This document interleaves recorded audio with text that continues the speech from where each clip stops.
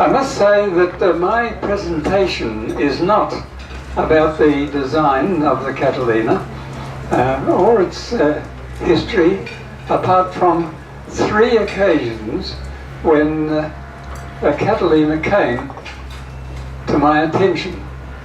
The first was in 1942, the second was in the following year, 1943, and the third occasion was some 66 years later, which I will explain. But for now, let's go to 1942. My father had enlisted in the army and was posted away from Perth. I, my brother and sister, and my mother were living in my grandmother's cottage in South Cottesloe. I was 10 years old. This is the cottage. It was 18 Ocean Street. It's obviously still in existence and still as beautiful as ever. In the 1930s, the street was named Ocean Street. In 1942, troops and much military material and vehicles were unloaded from ships, state ships, in Fremantle.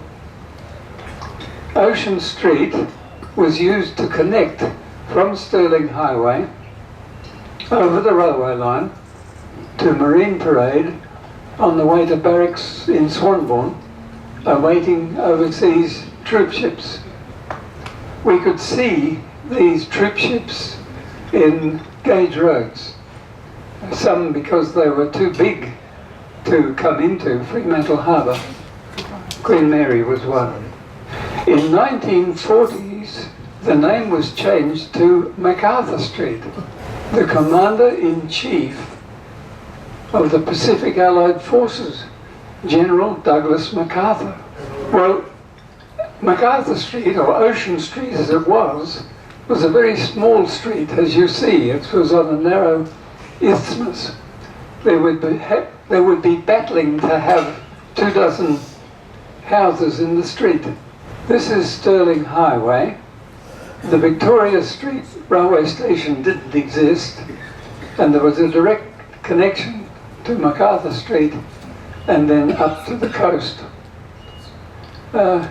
We were greatly surprised to have our little street carry the name of MacArthur.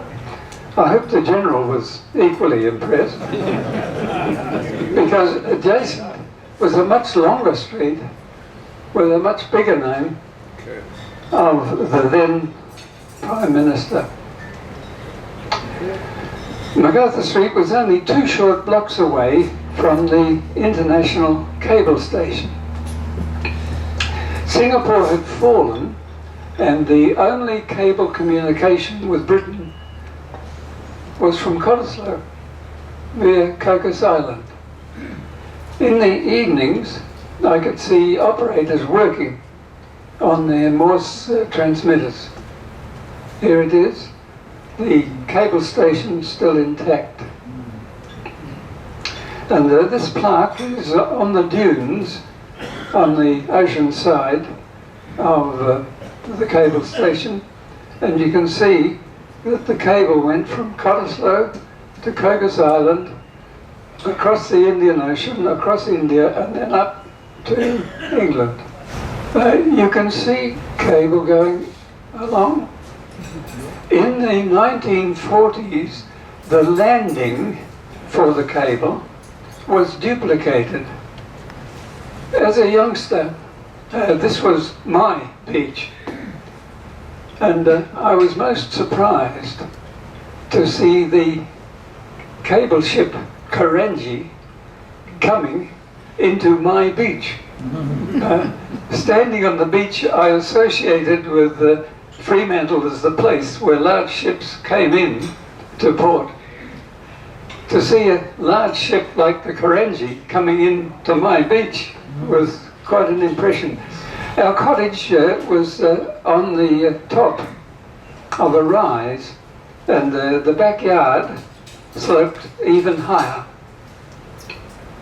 So from there, I saw Catalinas flying overhead, then turning to fly over Rottnest.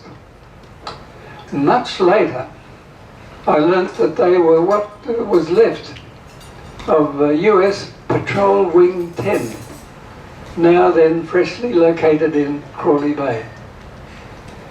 This book, which Brian loaned me, was written by the US Navy, published by the Naval Institute Press, and it's the history of Patrol Wing 10 from late 1940 to 1942. It was created in late December 1940 in the Philippines with some 26 Catalinas. They were forced by the Japanese to the Dutch East Indies in Surabaya and then to Ambon. In January 1942, Singapore fell. On the 18th of February 1942, Patrol Wing 10 moved to Darwin and was attacked. In March 1942, they moved to Broome and were attacked. On the 7th of March 1942, they withdrew to Perth with only 3 Catalinas left. This is where they were stationed near Pelican Point. At that time, that area of the river was forbidden access to private craft. It was even forbidden to swim in the river. And these were the flight takeoffs depending on the breeze. The most common one, because of the sea breeze, was in the southwest. And the course took the Catalinas right over our cottage. This shows, from the book, a photograph of one of the 3 Catalinas drawn up on the beach. You can see that it was an amphibious Catalina fitted with jockey wheels to enable it to be towed onto the beach.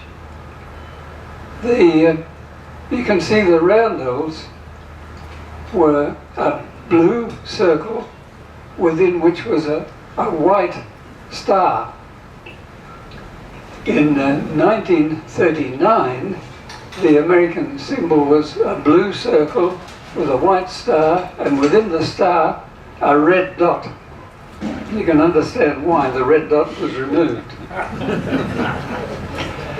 Very early in the piece, about the time that those 3 lonely Catalinas appeared, the US Navy was most industrious. They built not 1 but 2 hangars. Each of these hangars could accommodate 2 Catalinas.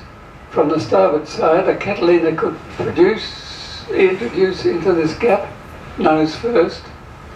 The wings would come this far but not touch, and on this deck, maintenance crews could then access the engines with stores from the building behind. So that in this hangar, 2 Catalinas could be worked on, and from the second hangar another 2, so 4 at a time. Here you see 2 of the 3 Catalinas. I understand that the 3rd was away on patrol. And you can see the hangars, but you can't see any yacht clubs. And yet in the book, it was reported that the officers of the Patrol Wing 10 were in the yacht club. Well, the yacht club was not Royal Perth Yacht Club, but it was Mounts Bay Sailing Club, which has a little paragraph of the war years. It says, Mounts Bay Sailing Club was requisitioned by the US Navy to act as a flying boat base, which was established on Pelican Point. The Swan River, between what is now the Narrows Bridge and Point Resolution, was closed to the public. Hangars were built to the west of the now Royal Perth Yacht Club building, and a ramp constructed to enable the Catalina flying boats to be hauled out for maintenance. After cessation of hostilities, the clubhouse was handed back to the members. However, members spent many hours clearing the water of broken bottles left by the servicemen. This one shows a wartime Catalina with mountings for depth charges and bombs. This photograph was taken early in 1953, and it shows yachts being withdrawn from the water on the same underground ramp on which the Catalinas had been pulled up. The club built jingers with 4 wheels on and open on one side, so the jingers could be placed in the water, yachts could be brought to the jingers, secured, and then wound up. And this area here was the winch house. The yacht club at Royal Perth was really built around the winch house that was used to draw boats out of the water. And these hangars, built in 1942, were removed in 54. And then, on the morning of 29th June 1943, early in the morning, we could hear a very low flying Catalina with the engines at full throttle.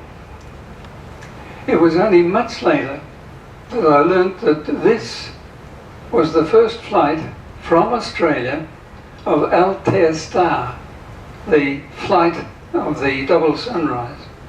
We've all heard a presentation here of the flight of the Double Sunrise, a little booklet that was the subject of a previous presentation. The flight of the Double Sunrise was because the Empire flying boats could no longer use Singapore as their stopping point, and so the Brits sent a service to Sri Lanka, and then from Sri Lanka to Perth there were to be flying boats operating.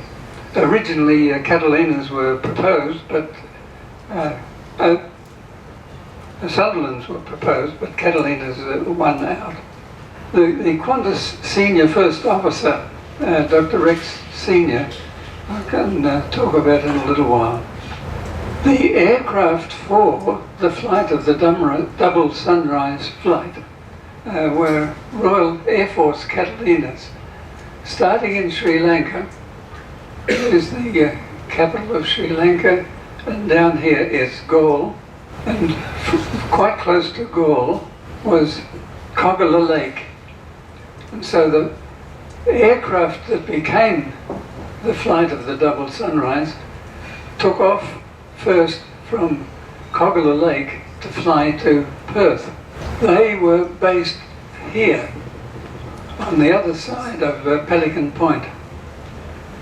And we'll see in a moment that the Department of Civil Aviation must have been hard pressed on other tasks, because their maintenance hangars weren't anywhere near as characteristic.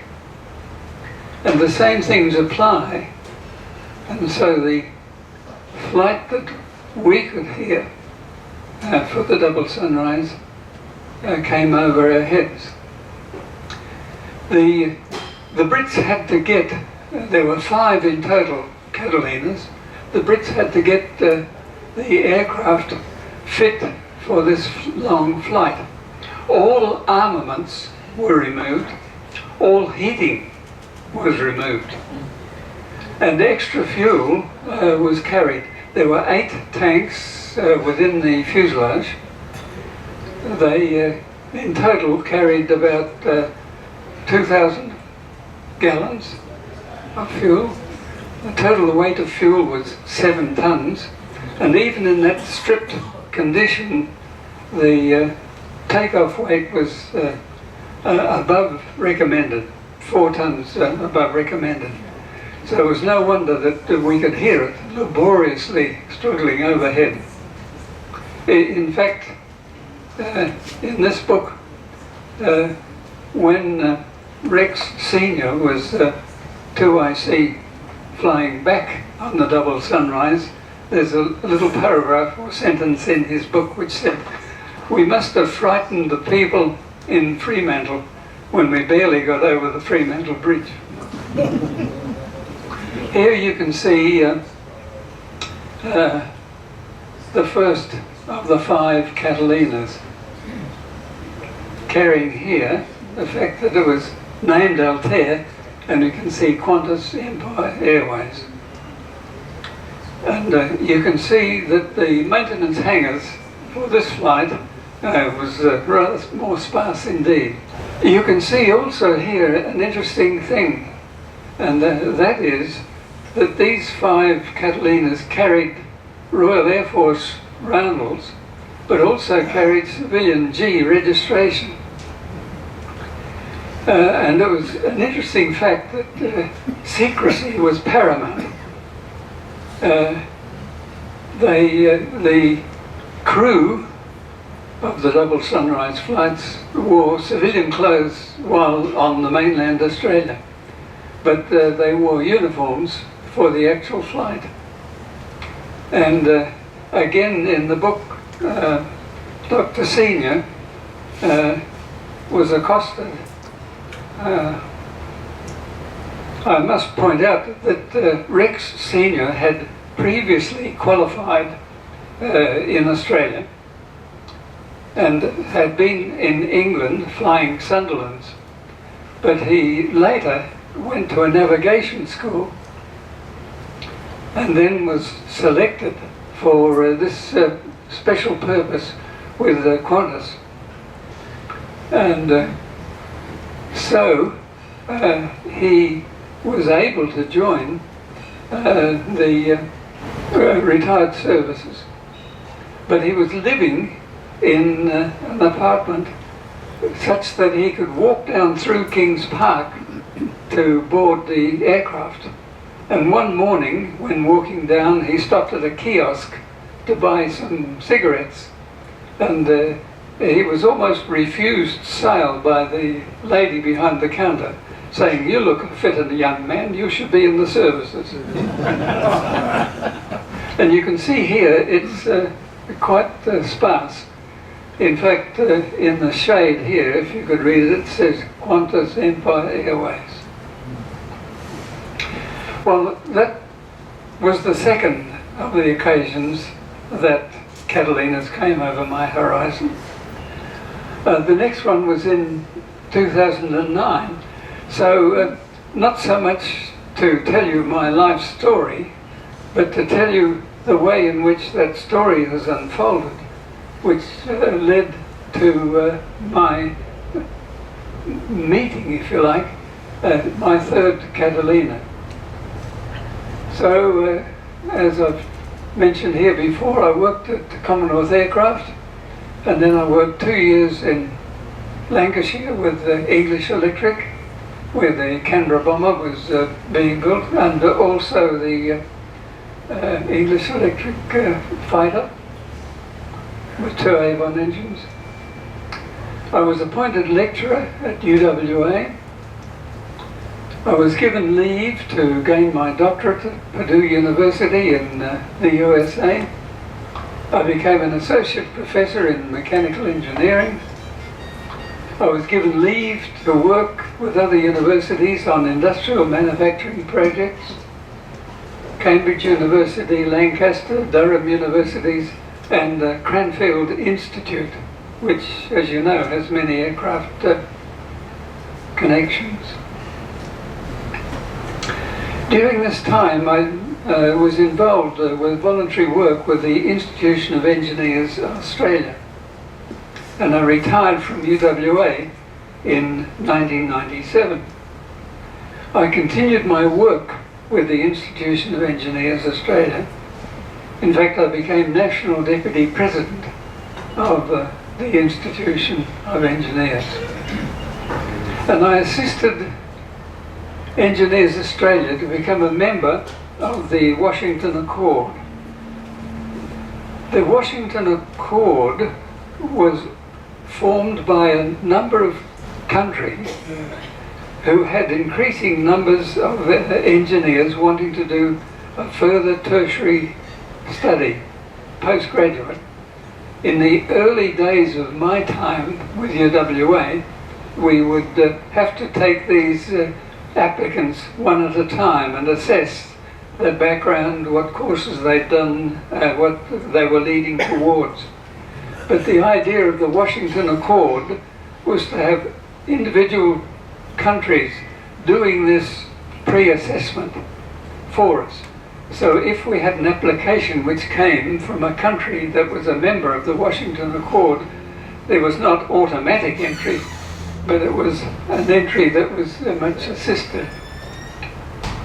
And that's how, in 2009, I was invited with a small group of Institution of Engineers members to visit Ceylon to advise Rahuna University on steps for Ceylon becoming a member of the Washington Accord. Well, the big question was, where is Rahuna University? Well, I soon learnt that Rahuna University was in Sri Lanka. Rahuna University was not very far from Galle. In fact, Rahuna University wasn't very far from Coquilla Lake. It was right there. Well, it's not the story of my life, so I won't tell you about what I was doing at Rahuna University, except to say when I completed my task there, I was driven up to Colombo, and there were a few minutes before my flight to Perth. I bought the following book, this one, The Most Dangerous Moment. This is the book, and because of the proximity of Rahuna University to the Lake Coquilla and the Catalina and the sunrise on the cover of the book, in my haste to catch my flight home, I thought it related to the double sunrise flights. And possibly the most dangerous moment must have been something like a nearly empty fuel tank. So I put the book in my luggage and off we went. But when I got home, I found the book to be much more significant. Because after the Japanese attack on Pearl Harbor on the 7th of December 1941, the Japanese fleet moved south, passing to the north of Australia. Japanese land-based dive bombers and Cape torpedo bombers attacked and sank the British warships Repulse and Prince of Wales off Singapore. It was a salutary measure of absence of air cover for major warships. In the 15th of February 1942, Singapore fell. On the 8th of April 1942, two wings of the large Japanese fleet aimed then for Trincomalee, the British Far Eastern Fleet base in Ceylon. The Japanese fleet was spotted by a Catalina, flown by a Canadian squadron leader, Churchill. Here he is.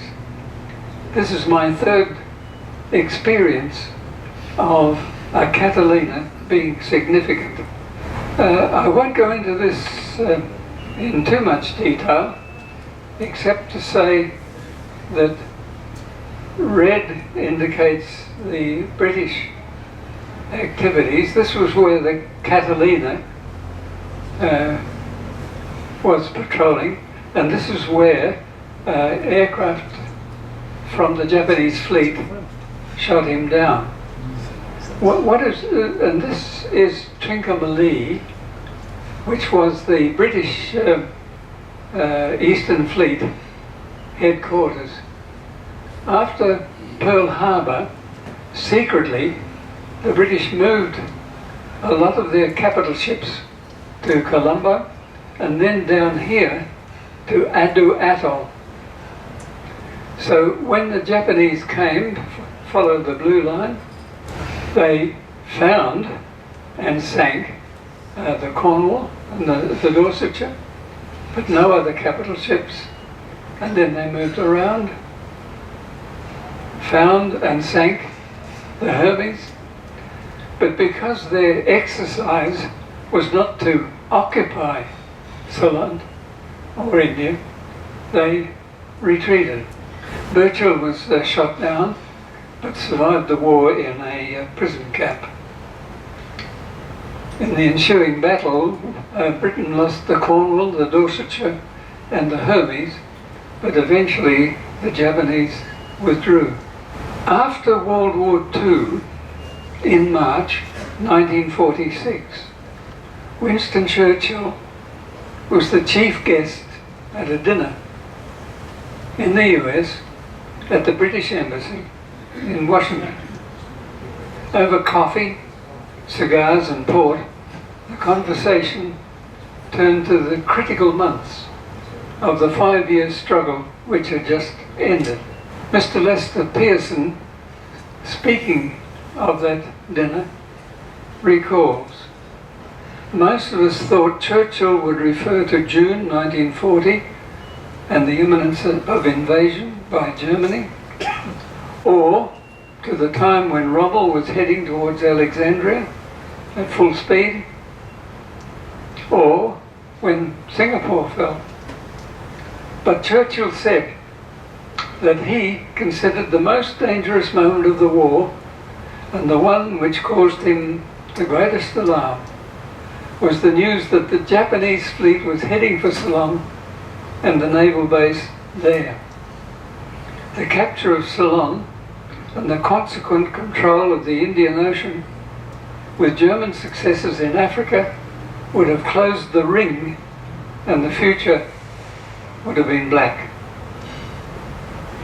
But we were saved," said Churchill, "by the airman on reconnaissance in his Catalina, who spotted the Japanese fleet and gave us suitable warning. That airman had made one of the most important single contributions to victory." If you look at what was happening with the Germans, particularly their move eastward, Japan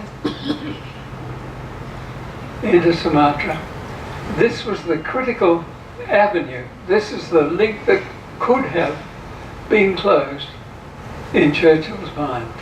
The Japanese naval attack on Pearl Harbor, I think everybody knows. Many books have been written about it. It caused the United States to enter World War II. But very little has been written of the attempted Japanese naval attack on Ceylon. And it's certainly not widely known. Perhaps the most dangerous moment book can be the subject of yet another address. Thank you.